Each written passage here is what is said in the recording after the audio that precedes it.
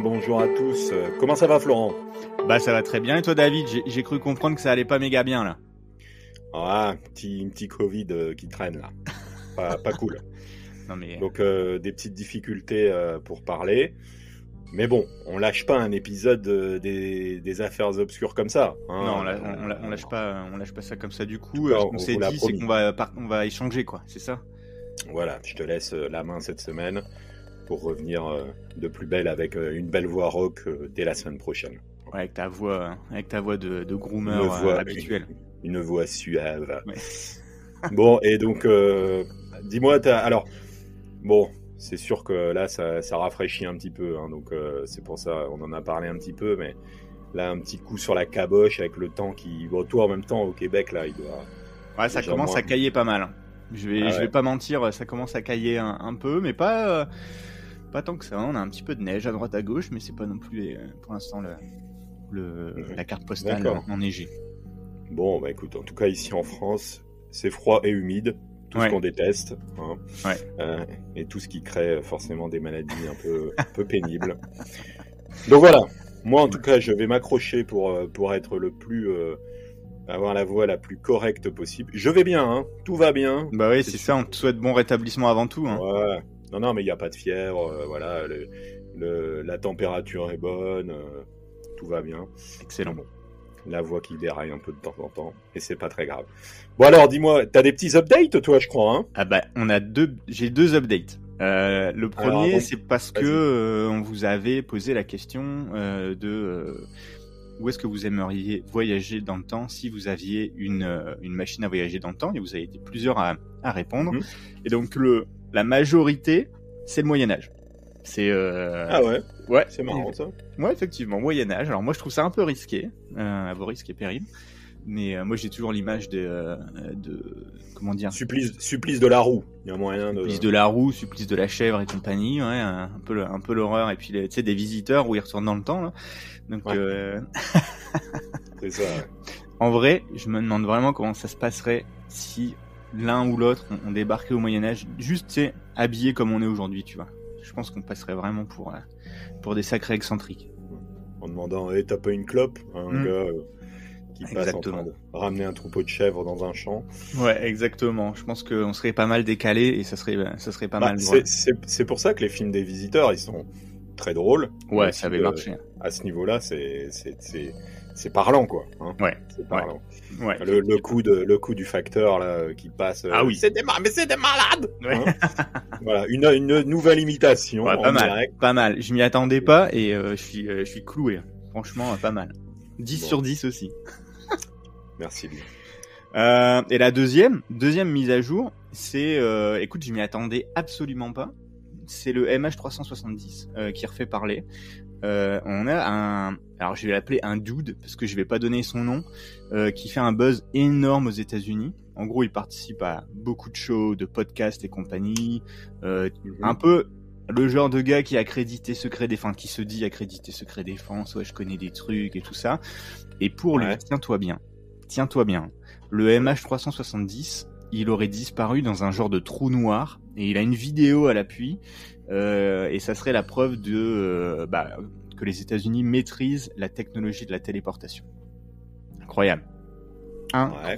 Donc c'est la big news du moment. Et en fait, moi, ce qui m'étonne, c'est que Complotiste quand même. bah Non. c'est pas complot, c'est vraiment extravagant, quoi. Et Voilà, puis que les honnêtement, États-Unis maîtrisent un truc, qui savent qu'il y a des extraterrestres, qui savent qu'il y a des C'est trous ça. noirs, qui savent faire de la téléportation. Moi, C'est ça. moi, je lisais un livre là, hyper intéressant aussi sur. Alors, je vais pas revenir sur le titre. En tout cas, j'ai acheté le livre.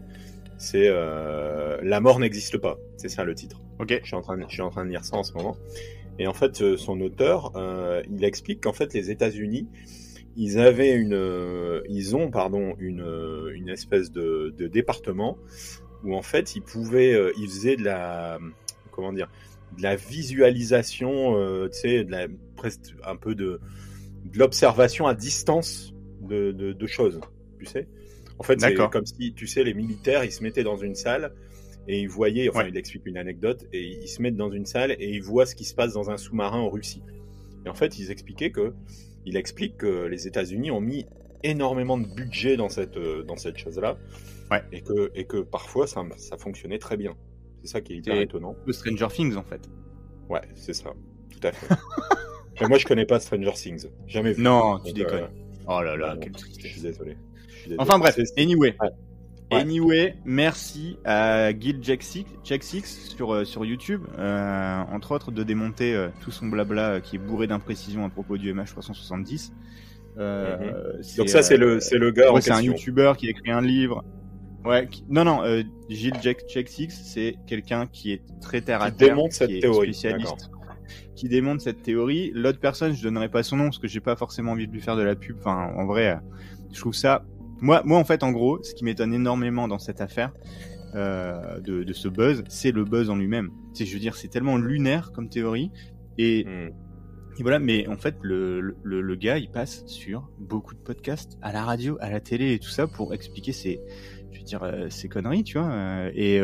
Bon, moi, je vois le côté positif. Au moins, ça fait parler de l'affaire et ça tombe pas dans l'oubli. Mais bref, alors, c'était les deux updates que j'avais, tu vois. Si je peux me permettre, et sans être trop cliché, est-ce que les Américains aiment pas ça un petit peu? Bah, je pense qu'on aime tous ça. Hein. T'as pas besoin d'être américain pour aimer ça. On aime tous un peu le petit truc. Mais c'est vrai qu'aux États-Unis, dire que t'es un ancien de la Navy ou alors que t'es secret défense, machin, ça crée tout de suite le petit frisson, tu sais, en me disant oh là là, on va apprendre plein de trucs qu'on savait pas. Tu vois. Ouais, tout à fait. Donc, tout à fait. Bah voilà. Eh ben, merci pour ces 2 updates. Ah bah de rien, ça fait plaisir. Et comme d'habitude, la traditionnelle question, Florent.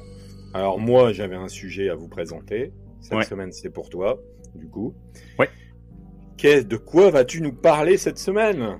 Bah oui, parce qu'en fait, on n'a pas du tout eu la question traditionnelle, vu qu'on a échangé en urgence ce matin pour Tatou. Donc, alors en fait, une fois n'est pas coutume, David, l'histoire d'aujourd'hui se passe entièrement sur le web, ou alors presque entièrement sur le web.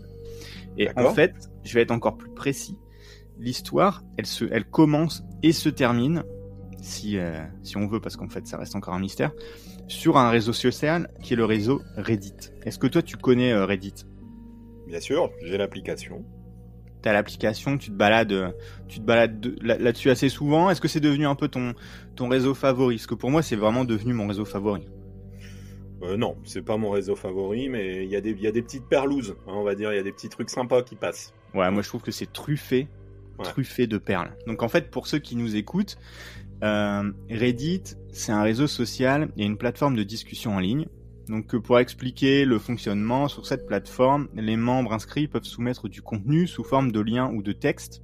Le contenu est organisé par catégories qu'on appelle des subreddits, qui couvrent une multitude de sujets. N'importe qui peut créer son propre subreddit s'il le veut, en devenir administrateur ou bien modérer des subreddits. Donc en gros, si t'aimes bien, on va dire, les machines à café, tu peux très bien créer un subreddit machine à café. Et là-dedans, tu peux poster autant de messages qui touchent ce sujet, puis il y a des membres qui peuvent rejoindre, et puis tu peux avoir des admins, des modérateurs et compagnie. En gros, on te donne les clés pour faire un forum géant, au final. Donc, ouais, un peu un truc participatif, quoi. Exactement. Bah, de toute façon, à la Wikipédia, quoi. C'est ça, la force de Reddit, c'est ses utilisateurs, et c'est pour ça qu'il y a eu un petit bad buzz il y a quelques mois, quand le fondateur de Reddit a voulu rendre payant les API et compagnie. On va pas rentrer dans le débat.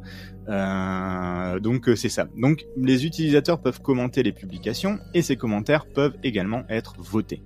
Les publications et les commentaires les plus votés apparaissent en haut de leur subreddit respectifs, et s'ils obtiennent suffisamment de votes, sur la page d'accueil du site. Donc plus tes posts ils recueillent de votes, plus t'as des chances que ton post se retrouve sur la homepage, et je pense qu'être sur la homepage de Reddit, c'est le Saint Graal, tu vois. Donc voilà, Reddit, ça se veut être une plateforme démocratique où le contenu est promu par les utilisateurs eux-mêmes. Ça fait un petit peu penser à notre cher ami Elon avec son nouveau réseau social X, qui veut que ça soit ultra open, sans filtre et compagnie. Et effectivement, au tout début de Reddit, au tout début de Reddit, c'était ultra open, et c'est ce qu'on va voir justement aujourd'hui. Donc, pour terminer sur la présentation, en tant qu'utilisateur, toi sur Reddit, tu peux t'abonner à des subs, ou à des utilisateurs et Tout voir à fait. uniquement les thèmes qui t'intéressent, sans faire de recherche. Donc en gros, le matin, tu te lèves, tu prends ton café, tu ouvres Reddit et tous tes abonnements à tes subs ou aux personnes que tu suis, en fait, tu vas voir ce qui s'est passé pendant la nuit, bien sûr, parce que sinon, t'imagines, ça serait gigantesque et personne s'y retrouverait. Donc moi, je suis ultra fan de ce réseau. Je l'ai découvert un peu sur le tard. En vrai, je l'ai découvert il y a peut-être deux ans maintenant, alors qu'en fait, ça date de... Enfin, voilà. Et comme tu t'en doutes, maintenant je suis abonné à pas mal de subs autour des mystères, de l'étrange, des affaires des affaires obscures au final. Tiens, toi aussi. Ouais, effectivement. Un petit point noir, c'est que malheureusement, comme tout réseau social qui est ouvert à tout le monde, ce réseau a aussi sa part d'ombre et il y a énormément de subreddits pas trop recommandables. En fait, c'est un peu comme une ville. Enfin, tu sais, tu peux autant tomber sur des trucs qui sont ultra bienveillants, des choses qui vont parler à des passionnés, que des choses évidemment où on va parler de drogue, de piratage, d'armes à feu, surtout aux États-Unis, etc. Et tout ça, c'est en accès libre, mais ça peut aussi être caché, parce que certains subreddits sont cachés, et donc ils sont seulement accessibles à certains utilisateurs avertis. Et donc aujourd'hui, après cette longue intro, David, l'histoire, elle commence sur un de ces subreddits. Donc, ça m'intéresse là, effectivement. Moi, je savais pas que tu allais me parler de ça, mais effectivement, Reddit, c'est quand même un réseau... c'est un petit peu une niche, hein, tout le monde ne connaît pas, et peut-être que ça attirera certains d'entre vous d'ailleurs d'y aller. Et du coup, qu'est-ce qui s'est passé pour que tu nous fasses aujourd'hui une affaire obscure sur ce réseau social? Alors rappelle-toi le début des années 2000. Internet, c'était beaucoup moins modéré / censuré. Je pense que toi et moi, on a connu l'arrivée d'Internet et puis il y a une certaine époque, Internet, c'était vraiment vrai ou fausse, je sais pas, mais c'était la liberté totale. Est-ce qu'il y avait quand même un petit peu, j'imagine qu'il y avait quand même un peu de modération, mais c'était pas en 2023 comme on est aujourd'hui. Ça a du pour et du contre, hein. Bien sûr. Voilà. Donc cette liberté, c'est très très bien, mais ça a laissé passer pas mal de dérives.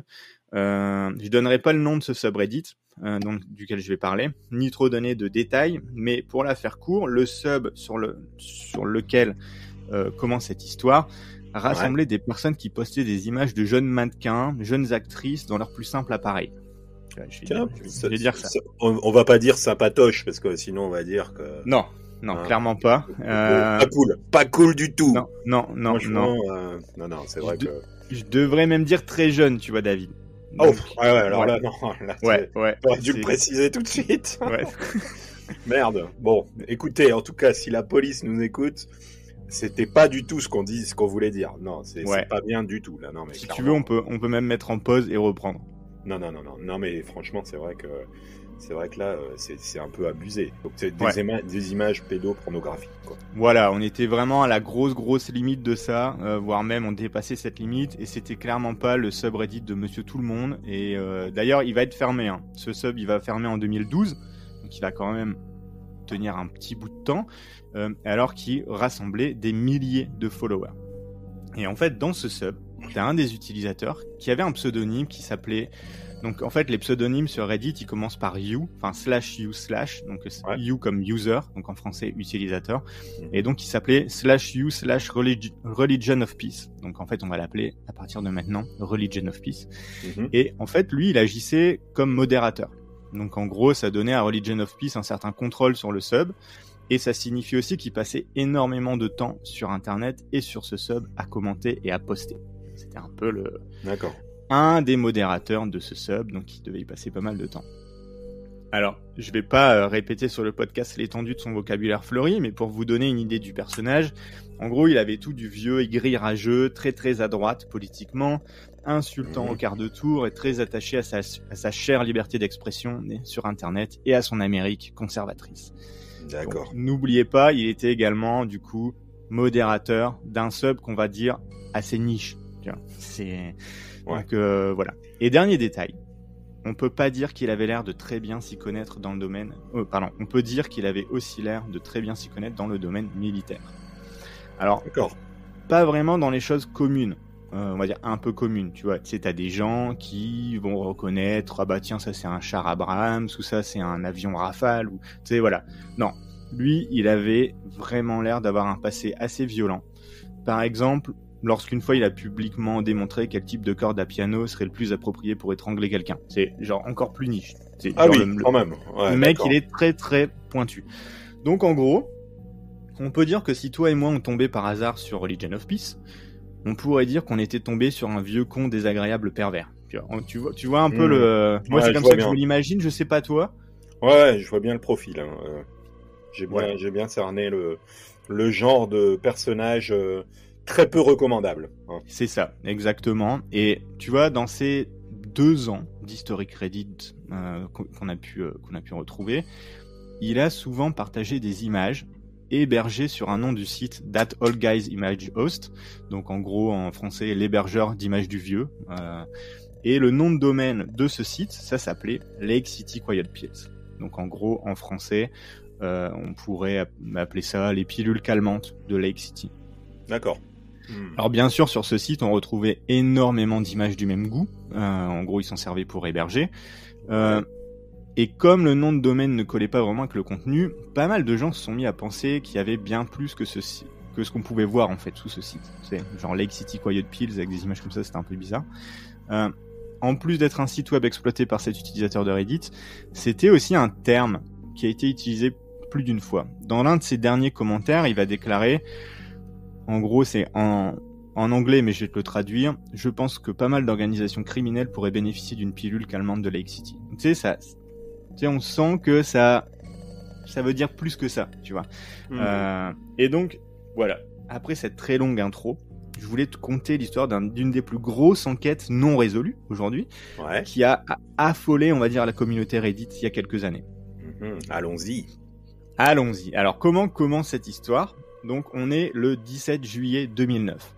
Il est 19h50 et un nouveau membre de Reddit vient de poster un nouveau message sur les réseaux sociaux. Le fil du discussion est intitulé « La fin de Religion of Peace, il est mort aujourd'hui ». Donc, ça commence assez bizarrement, mon histoire, je suis d'accord. Parce qu'on parle de la fin de cet utilisateur, et c'est pour ça que je voulais présenter un peu plus en détail au tout début. Donc, il comprenait le message suivant, qui poste « Je suis la personne qui a fourni à Religion of Peace l'espace web pour That Old Guy's Image Host. Milo est mort aujourd'hui, il avait 79 ans, il est mort à son bureau en regardant votre site. Milo était un vieux con, méchant et obstiné. Il m'a permis de décrocher mon premier boulot quand je suis sorti de l'armée. Je n'aimais pas le voir comme ça. Milo n'a pas de famille proche et pas de vrais amis. Et à part sa propriétaire et quelques personnes là où il travaillait, il ne parlait pas à personne de grand chose. Moi, il me tolérait. Comme je l'ai dit, il était méchant. Je pense qu'il utilisait cela comme une carapace pour éloigner les gens de lui. Milo pensait que Dieu était une sorte de jeu conçu par des FDP paresseux qui ne voulaient pas travailler tous les jours. Il va donc être incinéré lundi dans l'anonymat, comme il le voulait. Je prévois de disperser ses cendres dans les bois de Pennsylvanie, près de l'endroit où il est né. Je peux pas les mettre directement là-bas parce qu'il y a un centre commercial là maintenant. J'ai donné à la fille d'à côté son vieux chat et la plupart de ses livres. Ses ordinateurs et ses merdes électroniques, il les a étiquetés pour les vétérans handicapés et la VVA. Donc la VVA, c'est la Vietnam Veteran of America, c'est une association. Tout le reste est pour l'armée du salut. Toutes ces années et tout ce qu'il possédait tient dans le coffre de ma voiture. Je ne sais pas quoi dire d'autre, il va me manquer, maudite canaille. Voilà, ça c'est le message qui a été posté sur Reddit le 17 juillet, en fin 2009. De journée. 17 juillet 2009. Exactement. Donc ce post va recevoir une réponse assez émotionnelle de la part de plusieurs dizaines de Redditors qui ont commencé à passer en revue au final les messages de Religion of Peace et vont venir affiner le portrait. C'est-à-dire que quelqu'un poste un truc random. Le Religion s'appellerait Milo, c'est ça ? Exactement. Exactement. Okay. On en sait déjà un petit peu plus, tu vois. Ouais. Il y a quelqu'un, un random, qui se pointe, qui met un message de condoléances, enfin pas vraiment de condoléances, mais un message une information comme quoi un autre utilisateur est mort. Et donc les autres, ils vont venir se dire, bah attends, c'était qui ce gars, quoi ? Il y a des gars qui le connaissaient, il y en a d'autres qui le connaissaient pas, donc ils vont venir. Tu sais, c'est Reddit, hein. Moi, c'est ça que j'adore. C'est que Reddit et même d'autres réseaux sociaux, tu vas poster un truc random et tu vas toujours tomber sur des gens qui ont soit la réponse parce qu'ils sont très pointus sur quelque chose, ou alors qui vont passer 2 jours à chercher pour te donner une réponse parce que en gros ça les passionne de venir creuser. Et là c'est exactement ce cas-là. Donc ils vont venir affiner le portrait. Donc, Religion of Peace, il va créer son compte en 2007. Donc, c'était bien avant que Reddit ne gagne en popularité. Donc, c'est un utilisateur assez précoce du site, on va dire. C'est quelqu'un qui a été, on va appeler ça un early adopter, en bon français, tu vois. Donc en plus de se plaindre constamment des autres utilisateurs, d'être assez rude, cet utilisateur prétendait avoir une longue histoire militaire. Dans un post, il prétendait s'être enrôlé dans l'armée américaine à 14 ans. Dans mes notes, j'ai mis un point d'exclamation, affirmant à l'époque être physiquement grand pour son âge. Bon, 14 ans, c'est quand même très jeune. Tu sais, on a vu des jeunes de 16-17 ans peut-être s'enrôler pendant la Seconde Guerre mondiale, mais 14 ans... Ouais, 14 ans, ça me paraît bizarre. Ouais, c'est dans l'armée américaine en tout cas, c'est effectivement. Ouais. Dans au moins un post, il a mentionné avoir été présent lors de la bataille de Normandie et a répondu à un autre utilisateur à ce sujet « J'étais là, mais je passais des obus de canon de 40 mm sur un navire de troupes. Je ne suis vraiment pas entré dans un quelconque combat de nous contre eux que lorsque je suis allé à Jérusalem en 47. C'était une époque excitante pour être en vie, combattre la lutte alimentaire. » Voilà. Il va dire aussi « J'étais dans la marine jusqu'en 45. J'ai pas vu de combat terrestre jusqu'en Palestine en 47. Je l'ai vu alors des deux côtés, j'ai continué à le voir jusqu'à ce que je devienne trop vieux. » Bon, tu vois, il raconte ses petites histoires. Tu sais pas trop, c'est vrai, c'est faux, mais bon, il raconte sa vie. Il prétendait avoir travaillé dans des domaines liés à l'armement et à l'armée pendant plusieurs décennies après la fin de la Seconde Guerre mondiale. Et dans un post à propos de son utilisation de la marijuana, il prétendait avoir pris sa retraite en 87. Donc il y a 36 ans d'aujourd'hui. Et il s'est ensuite tourné vers l'informatique. En plus de services de modérateur pour le Infamous Reddit, si vous pouvez l'appeler comme ça, il a continué à poster dans d'autres subreddits. Dans un fil de discussion, il prétendait avoir vu Led Zeppelin jouer 3 fois dans sa vie.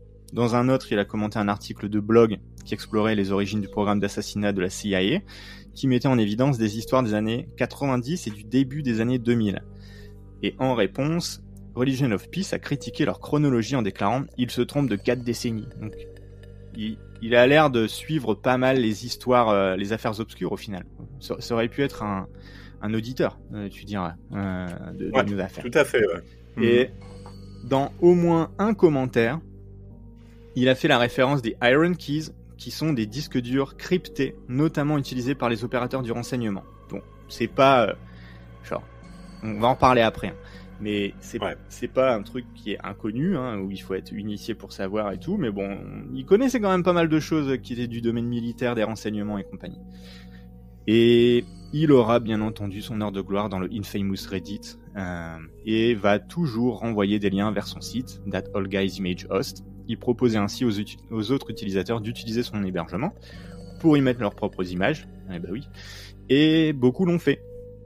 En 2009, le site, donc au moment de sa mort à peu près, le site comptait une tonne d'images, qui étaient non seulement relayées sur le Infamous Reddit, mais aussi dans d'autres sites. Donc son hébergement était vraiment beaucoup utilisé. Et le 17 juillet 2009, vers 6h46, Religion of Peace a fait son dernier commentaire Reddit, qui n'avait rien de vraiment différent des autres.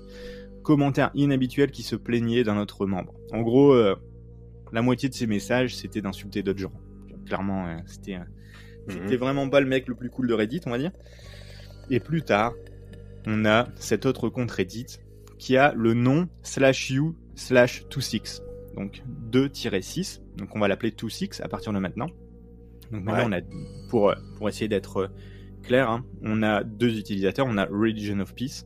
Et maintenant, on a 26 qui avait l'air de le connaître et qui a posté le message comme quoi Religion of Peace était décédé 13 heures après son dernier commentaire. D'accord. Donc, après son message annonçant la mort de son ami, 26 va répondre à quelques commentaires seulement. Et un peu plus tard, il va revenir sur Reddit et verra que d'autres avaient offert leurs condoléances à Milo. Donc ce qu'il va dire, il va dire « Bon sang, je ne savais pas que tant de gens pouvaient l'aimer sans avoir tiré un coup de feu avec lui. Merci. Allez, je me tire d'ici maintenant. Je ne fais pas ce truc comme vous et Milo. Prenez soin de vous, gardez la foi. » Très, message très succinct. Il lit les messages de condoléances et compagnie, puis il est étonné, parce qu'il y avait pas mal de monde qui avait l'air d'être touché par le décès de Religion of Peace. Le compte Reddit de 26 ne ferait plus qu'un seul commentaire à partir de ce moment-là. Cette fois, 2 jours plus tard, soit le 21 juillet 2009. Ce commentaire va droit au but. Si vous êtes intéressé, voici où se trouve Milo maintenant, avec un lien Google Maps qui se pointait vers une zone près de Round Top et Lake Heritage, en Pennsylvanie. Juste au sud-est de Gettysburg. Tu connais Gettysburg, je pense. Bah oui, bien sûr. Voilà. Donc, juste au sud-est de cet endroit. L'emplacement exact était juste à côté d'un centre commercial que II-VI prétendait avoir été construit sur un terrain qui avait autrefois appartenu à la famille de Religion of Peace ou de Milo. Tu te rappelles, dans le premier message, il avait dit je vais disperser ses cendres, mais je peux pas disperser là où il est né, je vais mettre à côté parce que maintenant il y a un centre commercial. Oui. Et effectivement, ça colle. Et en fait, moi c'est ça que j'adore dans cette histoire, David. L'histoire pourrait s'arrêter là.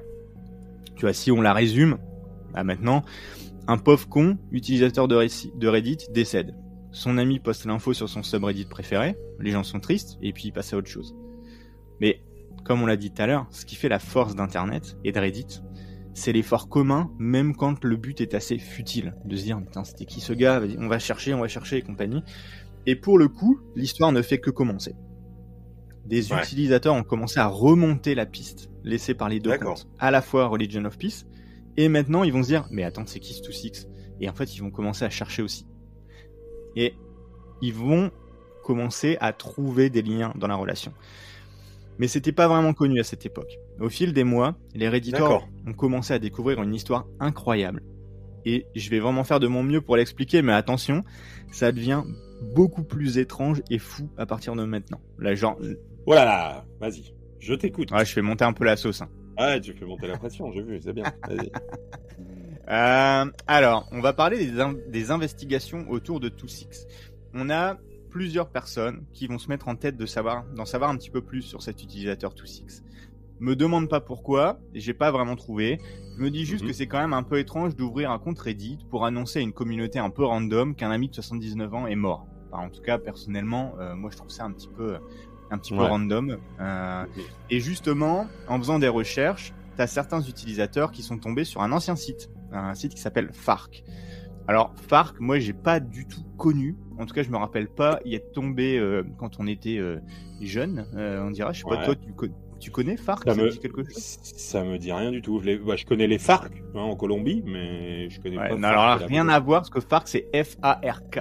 Ah ouais, d'accord. Mais... Ouais, FARC, ouais. Ok, d'accord. Mais non, mais je connais pas du tout. C'est pas. Pourtant, on a connu on était au départ de l'internet, nous, hein, donc. Ouais, exactement. Exactement. Donc Fark, ça a été lancé en 1997 pour nos amis suisses et belges. Et c'était le même genre que Reddit, si on veut aller vite. C'était un peu le même genre. Ouais. Et bah justement, ils vont trouver sur le site de Fark un utilisateur du site qui a commencé à poster sous le nom de Angel26 dès octobre 2001. Et cet utilisateur, pour créer son compte, a utilisé une adresse email. Et là, je te le donne en 1000, David. angel26@lakecityquietpills.com. Petite connexion avec le domaine. Ouais, d'accord. Le premier lien. Ouais. Là, il y a un lien entre les deux. Tous deux utilisaient le même nom de domaine. Donc, il aurait dit vrai. Il aurait peut-être pu prêter ce domaine à son ami Milo pour poster ses photos dont on n'en dira pas plus. Et donc, en analysant les messages de ce Angel26, on se rend compte qu'il poste régulièrement sur les forums qui parlent d'armes, de munitions, etc. Et chacun de ces posts était suivi d'une citation. Alors là, tiens-toi bien la citation qui est ultra sympathique. Dispensing Lake City Quiet Pills to lousy bastards in need of permanent rest since 1968. Donc en français, délivre des pilules de silence aux sales bâtards en recherche de paix depuis 1968. Ouais, c'est un petit peu hostile tout ça là. C'est un peu passif-agressif. Disons que si je t'écris une lettre ou si je t'écris un email avec ça en signature, ça fait un peu dur, tu vois. Un peu, ouais, c'est vrai, ouais. C'est pas hyper tendre, on peut le dire. Non, c'est pas méga tendre. Et ça colle bien en fait avec le gars Milo un peu, je trouve. Ouais. Donc en cherchant un peu plus profondément dans les abysses d'internet, ils vont pouvoir suivre plusieurs comptes créés sur d'autres plateformes, parfois autour de petits projets d'artisanat, mais aussi et surtout sur Dig. Alors Dig, à mon avis, tu connais quand même. Dig, c'était un peu plus connu que Fark, j'ai l'impression. Ça te dit quelque chose ça me dit rien non plus, Dig. Ah ouais ? Ah moi ça je m'en rappelle. Ah ouais, c'est aussi un autre c'est un autre ancêtre de Reddit sur lequel en fait tu postais une question. Souvent en fait Dig en anglais ça veut dire creuser. Il y a un petit jeu de mots là-dessus. Et du coup, souvent, Dig, c'était un peu... tu poses une question, puis il y a des gens qui vont creuser et te répondre. En gros. D'accord. Ah oui, ok. C'est un ancêtre. C'est un autre ancêtre de Reddit. Et donc, sous un des messages de Angel26 sur Dig, un certain Religion of Peace va poster une réponse. Donc, encore une fois, on a une petite connexion. Ces indices et également une analyse des fautes d'orthographe très caractéristiques et toujours les mêmes et qui sont quand même très particulières tendent à prouver que les deux 26 sont bien une seule et même personne et que cette personne connaissait Religion of Peace. Donc la connexion, elle est claire, nette. Effectivement, ils se connaissent. C'est pas un gars random qui dit n'importe quoi sur Reddit. Non, ils se connaissent, etc. Et la nouvelle comme quoi Milo est décédé, c'est certainement vrai. Au fur et à mesure que le phénomène de recherche prenait de l'ampleur, on a évidemment eu de plus en plus de personnes allant sur lakecity2coyotePills.com pour investiguer. C'est à ce moment, David, que certains ont eu l'idée d'éplucher le code source du site. Alors là, encore une fois, me demande pas pourquoi. Des petits malins, quoi. Des gens qui avaient un peu de temps à perdre à l'époque, quoi. C'est ça. Hein. Exactement, David. Et c'est dans ce code que se trouve tout le mystère de l'affaire. T'as bien aimé ou pas la petite... C'est Bugs Bunny, ça, non? Non. Non, j'aurais plus dit l'informaticien. Un peu le nerd une voix de nerd. Mais avec tout le respect, hein, parce que je travaille dans l'informatique, donc. Voilà. Évidemment. Exactement. Tu vas voir, on va encore se prendre des plaintes. Non mais dis donc. Donc on en est où? Découverte dans le code source. Alors, pour que tout le monde suive, le code source, tel que le HTML, JavaScript, c'est un ensemble de balises et de textes qui est utilisé pour créer des pages web. Ça permet aux devs de structurer du contenu, d'inclure des liens, des images, d'autres éléments pour afficher des informations sur un navigateur web. Ce code source, il va ensuite être interprété par le navigateur pour afficher la page web telle qu'elle apparaît à l'utilisateur. Donc, quand tu vas sur reddit.com, par exemple, David, ou sur n'importe quel autre site, ton navigateur, Google Chrome, Mozilla, etc., en fait, il lit un code source pour t'afficher la page. Voilà. C'est ça, c'est en gros, qu'est-ce que le code source, c'est ça. Et donc, à première vue, lakecity2coyotePills.com, ça semblait être un site d'hébergement d'images, certes, pas très recommandable, mais c'est tout. Mais caché dans le code source, c'en était une toute autre affaire, David. En fouillant le code du site, on découvrait une devise qui sonnait étrangement familière. Dispensing Lake City Quiet Pills to Lousy Bastards in Need of Permanent Rest since 1968. Et en dessous de cette devise, on trouvait une multitude d'informations, y compris des noms, des pseudos assez étranges, des acronymes qui demeurent encore incompris aujourd'hui. Alors par exemple, je vais te donner quelques petits exemples. Shade s'occupe du calendrier et de l'accès au dépôt de fichiers. Angel gère les offres d'emploi pour l'UE et l'Asie. Personne n'est envoyé au Moyen-Orient, personne. Ne demandez pas de liste. C'est un peu bizarre. Comme ça sort un peu de nulle part. Alors, on a un petit nouveau dans cette histoire, par contre, David. On a un gars qui s'appellerait, ou en tout cas qui se fera appeler Shade. Par contre, Angel, ça ressemble quand même beaucoup à Angel26. Ouais, donc, effectivement. L'utilisateur dont on a parlé tout à l'heure. Donc en gros, maintenant, on a Milo, Shade, 26 dans l'histoire. Donc on a plusieurs de ces messages secrets clairement destinés à des yeux avertis. Il fallait clairement avoir les instructions pour savoir où regarder pour avoir accès à ces informations. Effectivement, il fallait, si tu voulais lire les messages, il fallait que tu saches devoir aller sur lakecity2coyotePills.com, ensuite ouvrir le code source et regarder à un endroit en particulier dans le code source pour pouvoir avoir accès à ce genre de message. Donc, pas simple, quoi. Pas simple pour un gars de base. Ouais, en fait, je pense qu'absolument personne fait ça. Enfin, je sais pas toi, moi je me suis jamais amusé à un site web. C'est vrai. Donc voilà.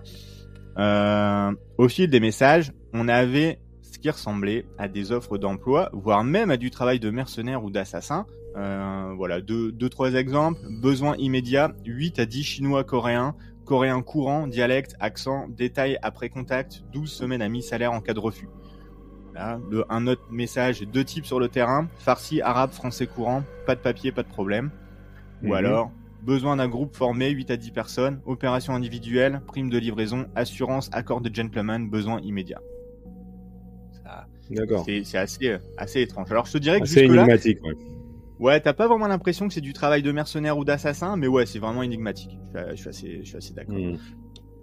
Et en fait, quand tu fouillais, il y en avait vraiment beaucoup de ces annonces sur lakecityquietpills.com. Un certain nombre de ces annonces comportaient des acronymes. Et là, ça devient encore plus étrange. Certains, comme CCW, semblaient assez faciles à décrypter, parce qu'en fait, en anglais, c'est très connu aux États-Unis. CCW, ça veut dire permis de port d'armes dissimulé. Ça veut dire que tu peux avoir une arme sur toi qui est pas visible. Et t'as un permis pour ça spécial aux États-Unis, qui est donc voilà, on demandait à quelqu'un directement d'avoir ce permis-là. Me demande pas pourquoi. D'autres, en revanche, restaient sujets à controverse, comme WW. Alors en fait, ça signifie wet work. Donc en fait, en français, wet work, ça veut dire travail humide. Donc à ton avis, qu'est-ce que ça veut dire wet work en vrai? Wet work, un peu de sale boulot, quoi, non? Exactement. Sale boulot, et en fait, je dirais même plus, ça veut dire assassinat dans le jargon. Ah ouais, donc vraiment du sale boulot, quoi. Ouais, exactement. Donc tu vois là, on est outre un peu les présomptions. Là, on est directement en train de parler de permis de port d'armes dissimulé, d'assassinat, etc., etc. Et donc, même le nom du site sur Reddit, il y a des gens qui ont été chercher un petit peu, tu vois. Et il y a un, comment dire,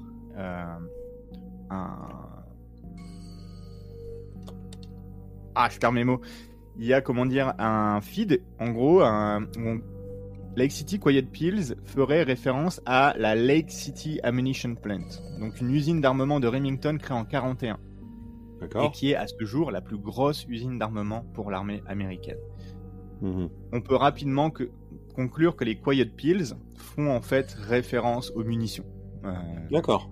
Ok. Donc voilà, c'est ça. Alors est-ce que ça, tu vois, c'est vraiment vrai ou pas? Bon, quand tu vas voir la liste, tu me diras ton avis, mais bon. Ouais. Quand tu verras la suite. Donc en remontant dans les posts, on va retomber sur un post écrit par Angel le jour de la mort de Religion of Peace. Donc le jour de la mort de Milo, en gros ce qu'il va dire c'est « Je suis désolé de vous annoncer que le vieux Milo est décédé hier. Il est parti en silence et en paix, pas comme nous l'aurions pensé. J'ai donné ce gros chat dégueulasse qu'il avait à la petite voisine. Pas de cérémonie ni rien, vous savez comment était Milo. Je vais ramener ses cendres là où se trouvait sa ferme. Enfin, à proximité, il y a un centre commercial à l'endroit où se trouvait sa propriété. Alors levez vos verres en l'honneur du vieux. Rappelez-vous ce qu'il disait, restez fidèle à celui qui veille sur vous. » Un peu plus de 2 mois plus tard, on aura un autre message. Pour ceux qui ont demandé, j'ai détruit l'Iron Key de Milo le même jour. Tout va bien. Tu vois, c'est énigmatique, caché dans le code source du site. On a quand même ce gars, le jour de sa mort, qui vient dire qu'effectivement il est mort. Il va confirmer ce qu'il a écrit ailleurs sur Reddit, comme quoi il a donné le chat à la voisine, même si là il a ajouté le mot dégueulasse. Et il vient dire que Milo avait une Iron Key. Comme déjà vu, hein. Iron Key, c'est un disque dur encrypté qui comprend des informations qu'on veut protéger. D'accord. Et tout le monde n'a pas un Iron Key. Je sais pas toi, moi j'en ai pas. Je pense que... J'en ai pas, non, je te confirme. Ouais, voilà, la population en général n'en a pas et ne sait forcément pas ce que c'est. Donc voilà, c'est un disque dur encrypté, donc si t'as pas la clé d'encryption, impossible de savoir ce qu'il y a dessus. Et donc lui, il prend le temps de trouver l'Iron Key et en plus de le détruire. D'accord. Donc voilà. Le 14 novembre 2009, Angel26 poste encore. Le testament de Milo a été accepté sans problème. Surprise, Milo était généreux.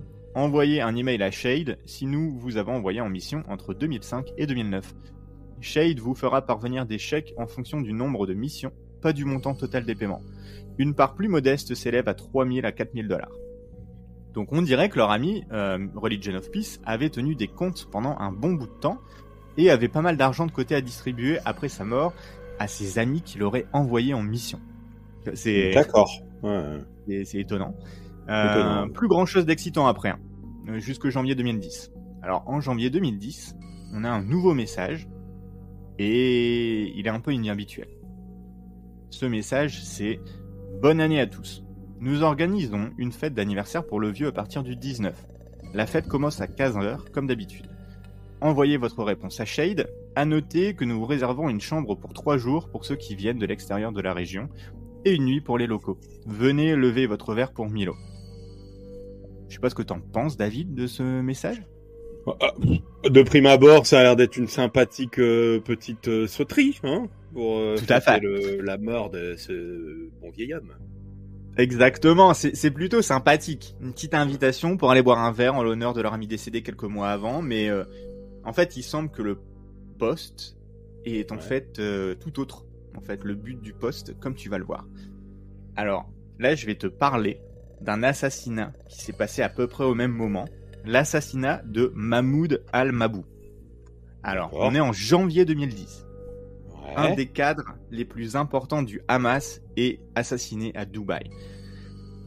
Alors, qui était-il et quel rapport avec cette histoire, tu vas me dire? Bah ouais, alors, sans transition là. Sans transition, bonsoir. Effectivement, Mahmoud al-Mabhouh, c'était un militant palestinien né en 60 en Palestine. Il était membre du Hamas, qui est considéré comme une organisation terroriste par plusieurs pays, y compris évidemment les États-Unis et Israël, et je pense que ça fait pas mal partie malheureusement des actualités aujourd'hui. Ouais, effectivement. Donc voilà, on est dans les actualités sur ce qui s'est passé en 2010. Ouais. Al-Mabhouh était actif dans le mouvement palestinien depuis plusieurs décennies, et il était impliqué dans des opérations de résistance contre Israël. Alors, son palmarès, si on veut, entre guillemets, en 89, il aurait tué 2 soldats israéliens, ce qui lui valut son inscription sur la liste des terroristes les plus recherchés par le Mossad. En 2000, donc le Mossad, les services secrets israéliens. En 2000, il deviendra responsable de la logistique et de l'armement du Hamas et sera un des piliers des relations entre le Hamas et l'Iran. Donc, autant dire que pour un mouvement terroriste, être responsable de la logistique et de l'armement, c'est vraiment une mission des plus importantes. C'est vraiment un poste assez important. Et fin 2000, il aura déjà survécu à plusieurs tentatives de meurtre par bombe ou par empoisonnement. Donc c'était quelqu'un qui était vraiment sur la liste des personnes les plus recherchées et dont on voulait pas forcément le bien. D'accord. Donc, on peut dire que c'est un gros poisson pour un service de renseignement. Et justement, le 19 janvier 2010, Mahmoud al-Mabhouh est en déplacement à Dubaï, sous un faux nom et sans garde de sécurité. Alors, ce sans garde de sécurité, c'est pas volontaire, mais en fait, dans l'enquête, ils vont voir qu'il y a eu quelques soucis d'organisation qui fait qu'au final, il est parti sans garde de sécurité. D'accord. Ce qui est un peu, tu verras, c'est un petit peu dommage pour lui. Il a atterri vers 15h15 à Dubaï, et on peut le voir sur les vidéos, rejoindre son hôtel. Tu sais, en fait, on le voit déambuler dans l'aéroport, aller à l'hôtel. Quoi. Exactement, limite en sifflotant, ressortir faire quelques courses. Enfin, tu vois, rien d'alarmant, exactement. Sauf que ce qu'il sait pas, c'est qu'il est suivi de près par plusieurs personnes depuis sa sortie de l'avion, jusque son hôtel. D'accord. On peut voir sur plusieurs caméras de surveillance comment certains agents, si on peut les appeler comme ça, le suivent de près ou de loin. Et en fait, c'est incroyable parce que tu vois vraiment comment ils peuvent, comment la filature se passe. On peut même les voir passer aux toilettes pour en ressortir avec des vêtements différents. On peut les voir poser des questions à l'accueil de l'hôtel avant et après l'arrivée de Mahmoud al-Mabhouh. Puis ensuite, ils vont passer un moment à hacker la serrure de la chambre. Ils sont même dérangés par une personne qui sort de la chambre d'à côté, mais ils arrivent à terminer le travail rapidement. J'ai l'impression de voir un James Bond un peu, tu vois. Ouais, c'est un peu ça. Ouais, les vidéos existent, donc on peut les voir sur internet. Vers 8h30, al-Mabhouh revient à l'hôtel. C'est la dernière fois qu'on le verra vivant. Il ouvre la porte et il va être attendu par un groupe de personnes qui l'attendaient de pied ferme. Son corps inanimé sera retrouvé le lendemain matin dans la chambre d'hôtel. Le verrou de la porte, c'est ça qui est un peu étonnant, il sera fermé de l'intérieur, dont la petite chaînette. Et à la base, les autorités penseront à une mort naturelle. L'autopsie, évidemment, on n'en parlerait pas aujourd'hui, sinon on dira tout l'inverse. Mais je vais pas m'attarder sur ce point parce que c'est pas le plus important dans notre histoire. Bien sûr, il y a eu enquête. On retrouvera jamais les véritables coupables. On a quelques suspects, mais personne de directement accusé. D'accord. Là, David, tu vas me dire, je te connais, tu vas me dire, bon, ok, mais quel rapport entre cet assassinat et cette histoire de vieux pervers et de geeks qui lisent du code source, qui commence accessoirement à devenir un peu longue. Effectivement, je vois pas trop le rapport comme ça de but en blanc, mais j'imagine que tu vas m'en trouver un. Exactement. Alors rappelle-toi le message de Angel pour la petite fête en l'honneur de Milo. Il a été posté le 12 janvier 2010, soit exactement 7 jours avant cet assassinat. D'accord. Dans le message, Angel invitait ses amis à 15h environ, et l'heure à laquelle Al-Mabou est arrivé à Dubaï, c'était quelle heure ? 15h15. D'accord. Et on a un petit rapprochement. Mais encore, ça je te l'ai pas encore dit, on a un autre message qui a été posté un jour avant son arrivée à Dubaï dans le code source du site. Alors le message disait « Nous avons réservé 38 chambres au Marriott sur la 46. Shade a les cartes d'entrée pour les locaux à récupérer lors de la fête. Donnez votre nom de voyage à la réception, c'est tout ce qu'il faut. Pas besoin d'une pièce d'identité car nous prenons en charge la note. Ne dépassez pas $500 pour le service en chambre, ok ? Ah aussi, les téléphones ne sont pas sécurisés là-bas. Le bus de l'hôtel part à 13h30. Des bons pour un service de voiture pour le retour sont disponibles lorsque vous serez prêt à rentrer. Ne conduisez pas en état d'ivresse. » Bon. D'accord. Est-ce que pour toi, c'est le genre de message que t'enverrais avant une fête ? Non, effectivement, enfin, j'étais envie de dire mettez-vous une bonne minace quoi pour fêter tout ça, mais non. Soyez prudent à la limite, soyez prudent. Voilà, soyez prudent. Et puis il y a des. Ne buvez pas d'alcool, je vois pas trop effectivement. Je pense que si t'analyses chacune des phrases en plus, c'est assez étrange. Genre, t'as un gars qui paye tout sous une seule identité. Alors, je vais pas dire que c'est impossible, mais c'est quand même assez exceptionnel, mais pourquoi pas. Ce qui est un peu plus étrange, on donne de faux noms au check-in, parce que quand on dit donnez votre nom de voyage à la réception, ça veut dire que quand tu arrives à la réception de l'hôtel, tu donnes un faux nom. C'est un peu étrange. Bizarre. Est-ce que les téléphones ne sont pas sécurisés ? Genre qui en a quoi que ce soit à faire. Pas de conduite en état d'ivresse. Bon, comme tu dis, tu peux dire allez, c'est un peu normal, mais pourquoi tu le stresses autant ? En gros, c'est en majuscule, hein, sur tout le message et compagnie. Et surtout, qui réserve 38 chambres pour une fête ? Quelqu'un de riche déjà. Au Marriott, hein. C'est pas. C'est ça, quelqu'un de très riche. C'est pas l'hôtel Formule 1. Hein. Donc c'est ça. Ça aurait été beaucoup moins sympa comme histoire. Bon, tu réserves 38 chambres à l'hôtel première classe du boulevard Gambetta, à Tourcoing. Non, là, on n'en est pas là. Hein. Non. Et surtout, en fait, ce 38 chambres, ce qui est intéressant, c'est qu'on peut le lier à l'enquête. Parce que l'enquête va démontrer qu'il y avait 24 personnes actives dans l'assassinat. En tout cas, qu'elles ont réussi à retracer. Et qu'elles avaient toutes séjourné dans des chambres d'hôtel aux alentours. Ok. Quand même assez. C'est voilà. Ensuite, sur le site, silence radio après ces événements. Mais quelques semaines plus tard, donc début février, si je me rappelle bien, on a un message qui est posté. Voici le décompte final de la fête. Chambre d'hôtel, $48 341, etc., etc. Tiens, on a des comptes pour la limousine, le bus, note au bar, nourriture, danseuse, pourboire divers, frais divers, fourniture médicale, $180. Fat Tommy et Stu vont bien, eux aussi. Donc, il y a eu quand même un petit problème médical, on va dire. Tout ça pour une note sympathique de $94 080. Vous avez tous honoré la mémoire de Milo. Merci à vous. Un bel anniversaire, hein. Ah ouais, franchement, là... Ouais. D'accord, moi, je m'attends à ce que tu m'organises une fête comme ça pour mon prochain anniversaire, David. Écoute, ça sera peut-être $95, mais... Faut arrêter, c'est... $95 000, franchement, je sais pas qui il était, ce petit vieux, mais... Hein, enfin, en tout cas, on a bien saisi que, j'imagine, ce que tu sous-entends par ce message-là, c'est que c'est le décompte de ce qu'a coûté l'assassinat, a priori. Exactement. Il y a toutes les preuves collent avec, en tout cas, c'est ce que les réditeurs pensent, parce que il n'y a jamais eu ça reste une affaire obscure, mais en tout cas, il y a énormément de points communs entre cet assassinat à l'autre bout du monde et ce qu'il y a dans ce code source du site. Et peu à peu, t'as d'autres offres d'emploi qui vont apparaître petit à petit, avec leur lot de descriptions plutôt étranges. Alors j'en ai 3 en exemple. La première, besoin immédiat, 4 coréens, détails sur la maîtrise du coréen, dialecte, accent après contact, 6 semaines à moitié payé en cas de refus. Contrat de 6 mois, prime. Une autre, 2 agents de sécurité de classe affaires, hors des États-Unis, maîtrise du français requise. Et encore une autre, 2 surveillances légères, aucun mandat d'arrêt aux États-Unis, aucun mandat d'arrêt au Mexique.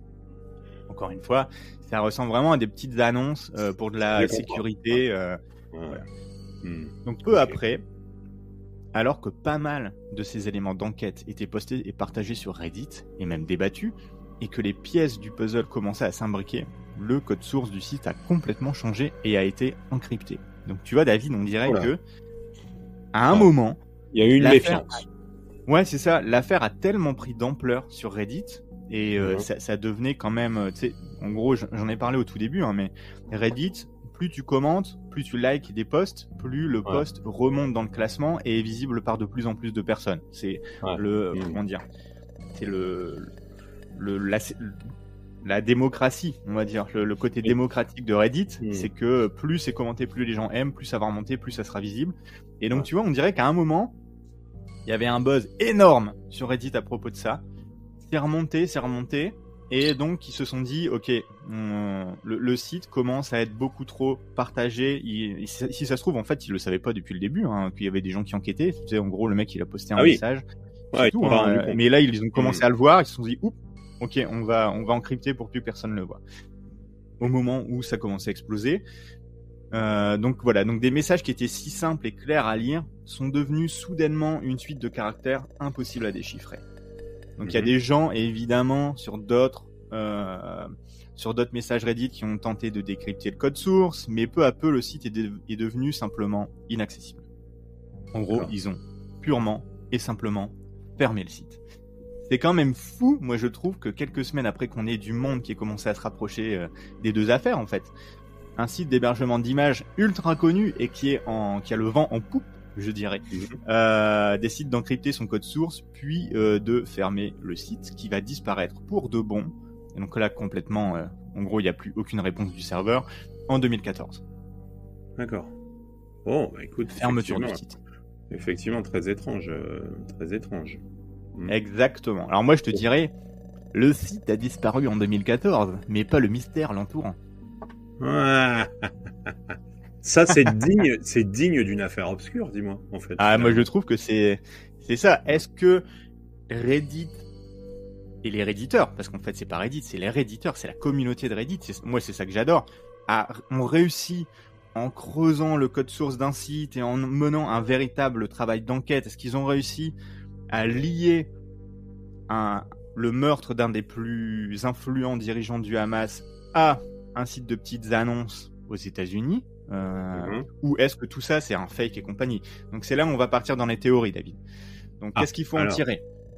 Est-ce que comment le compte d'un vieux pervers borné peut être lié à l'un des assassinats les plus importants du début 2000? Certains sur Reddit pensent que tout ceci est un canular, voire un jeu. Alors effectivement, sur Reddit, et pas que sur Reddit, mais un peu sur Internet, tu sais, t'as souvent des genres de petits jeux comme ça, et t'as effectivement beaucoup de fake. Je veux dire, je pense que c'est Trump qui a démocratisé un peu le terme de fake news. Oui, un peu, tu sais. Tout à fait, ouais. Bon, personnellement, je vais te poser la question plutôt. Est-ce que tu penses vraiment qu'on aurait créé tout ça de toutes pièces?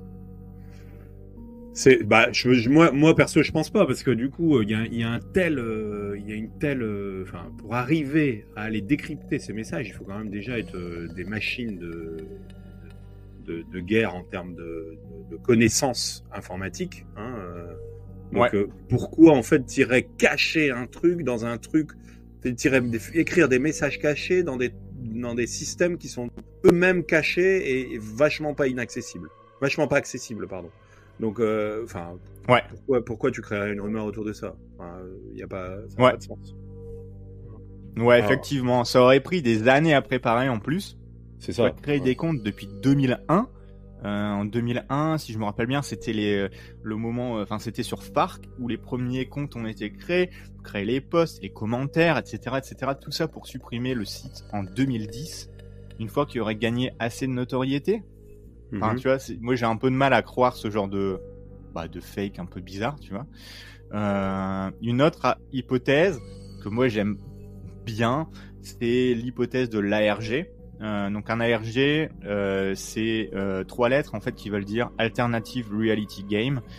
C'est souvent mis en place sur Internet. On crée des énigmes.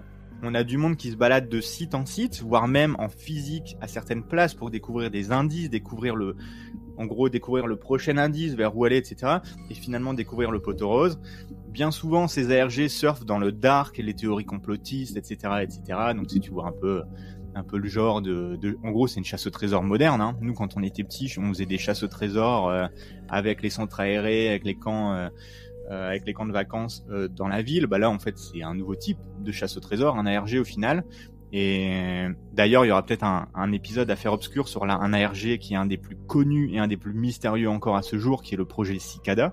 Donc, je tease, mais j'aimerais bien en faire un, mais le projet est tellement compliqué que voilà, bref, on verra. On reverra ça. Mais pour moi, tu vois, David, là-dessus, on a exactement le même souci qu'avec la théorie du canular.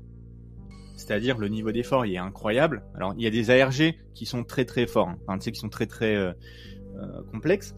Mais c'est toujours la fin, moi, qui me titille, parce que tu vas passer des années de ta vie à préparer un ARG, quasiment 10 ans, t'imagines.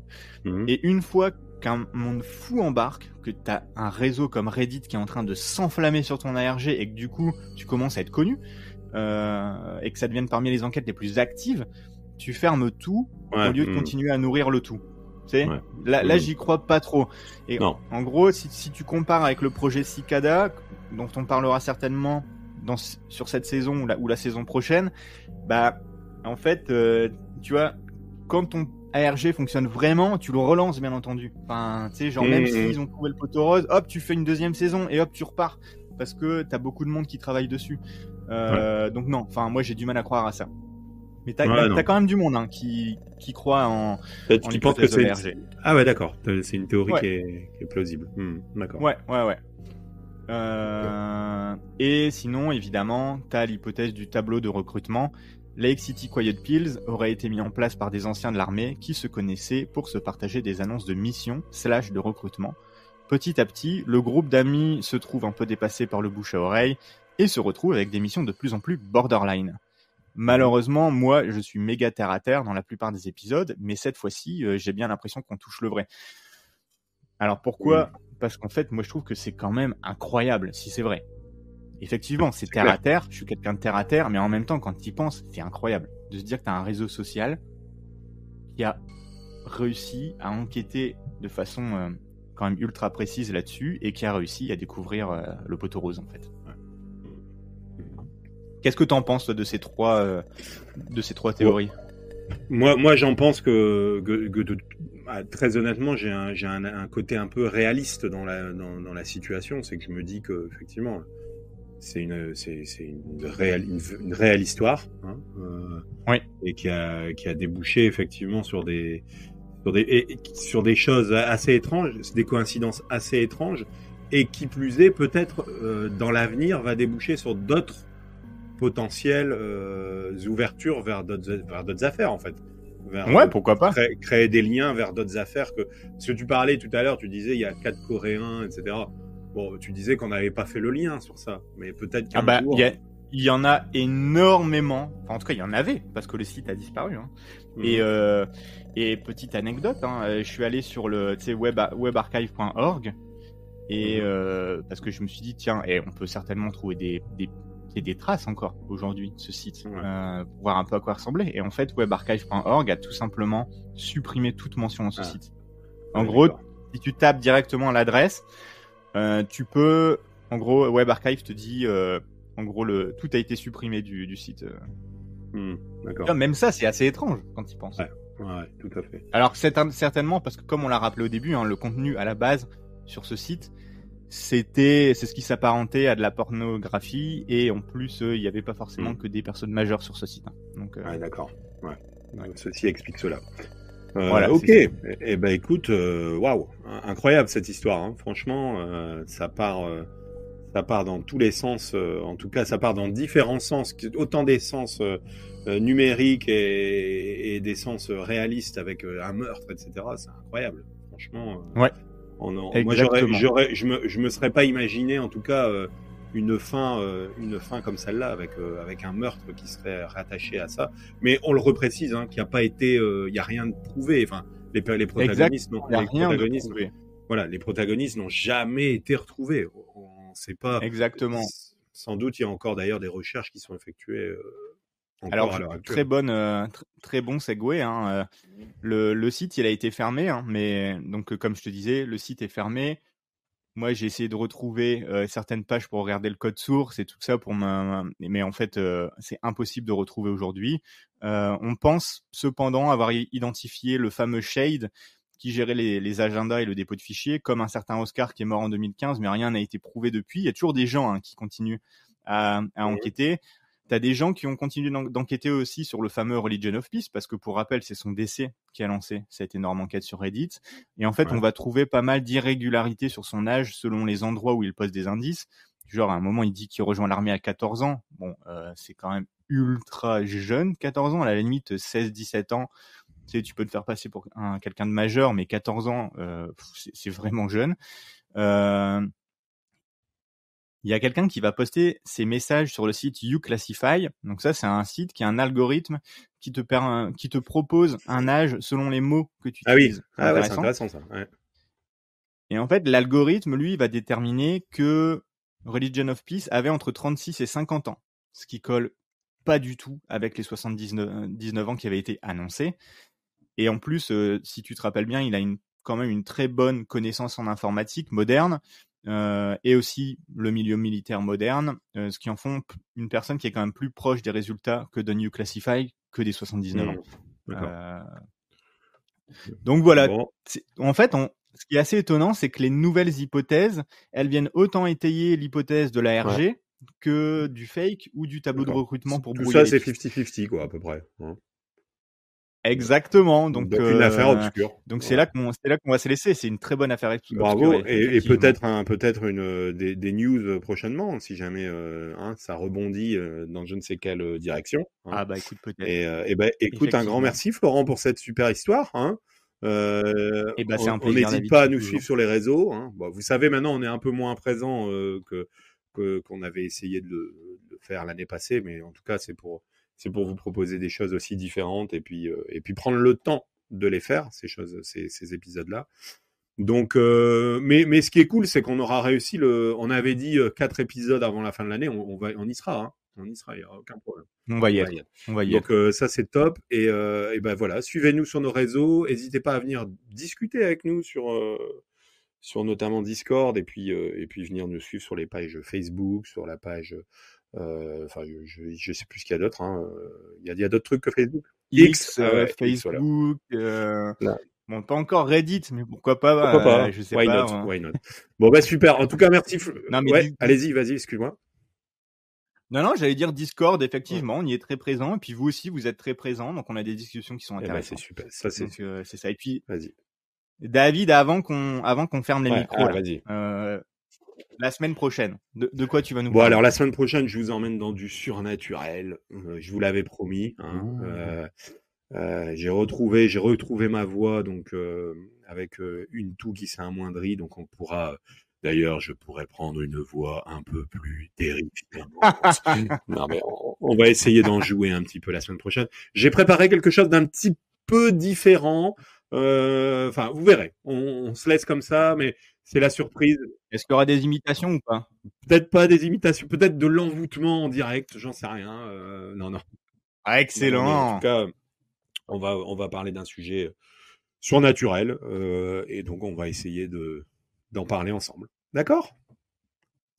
Excellent. Merci beaucoup, David. Je suis pressé d'être à la semaine prochaine. Écoute, en tout cas, à la semaine prochaine et à bientôt. Et bonne fin de journée à vous. Bonne nuit peut-être ou bon démarrage de journée. On ne sait pas à quelle heure vous nous écouterez. Mais en tout cas, à très bientôt sur les Affaires Obscures. Allez, salut. À très bientôt, David. Salut.